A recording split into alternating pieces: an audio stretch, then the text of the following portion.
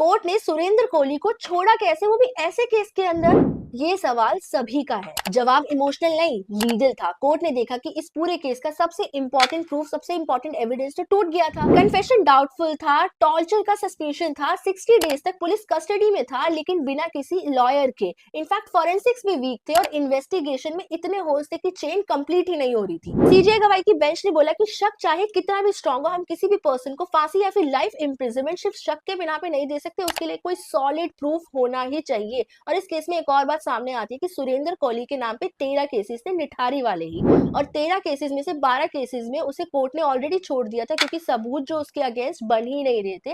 और उन्हीं सबूतों के चलते 13वें केस में भी यही डिसीजन लिया गया कि उसने कुछ नहीं किया है और उसे कोर्ट ने छोड़ दिया, यानी कि एक्विट कर दिया। लॉ के हिसाब से सेम एविडेंस सेम रिजल्ट, इसलिए कन्विक्शन को इलीगल माना गया और सुप्रीम कोर्ट ने रिग्रेट जताते हुए बोला है कि रियल कल्प्रिट तक तो पहुंचा ही नहीं गया है। इसलिए कोर्ट का वर्डिक्ट सिंपल था कि doubt is not the proof and इस केस में acquittal is the only legal option. तो सुरेंद्र कोहली पे आखिरकार आरोप था क्या? सुरेंद्र कोहली को नोएडा के निठारी विलेज में मल्टीपल बच्चों के अब्यूज, बॉडी डिस्पोजल और मर्डर के केस में पकड़ा गया था। बहुत सारे बोन्स उनके एम्प्लॉयर के हाउस के पास से मिले, मल्टीपल केसेस बने, मल्टीपल एफआईआर बनी, उन्हें अरेस्ट किया गया, यहाँ तक कि उनको डेथ सेंटेंस भी दे दिया गया था। लेकिन जब कोर्ट ने इस मैटर को अच्छे से देखा तो उन्हें लगा कि यहाँ पे सबूतों की कमी है, इनफैक्ट पूरी तरीके से कुछ प्रूफ हुआ ही नहीं है, और इसी वजह से कोर्ट ने उन्हें एक्विट कर दिया। तो इस केस में लोग कोर्ट को गलत बोल रहे हैं, लेकिन एक्चुअल में इन्वेस्टिगेशन ही गलत तरीके से हुई है। तो आपको क्या लगता है कि आज भी क्रिमिनल्स पुलिस की लापरवाही की वजह से बचते जा रहे हैं?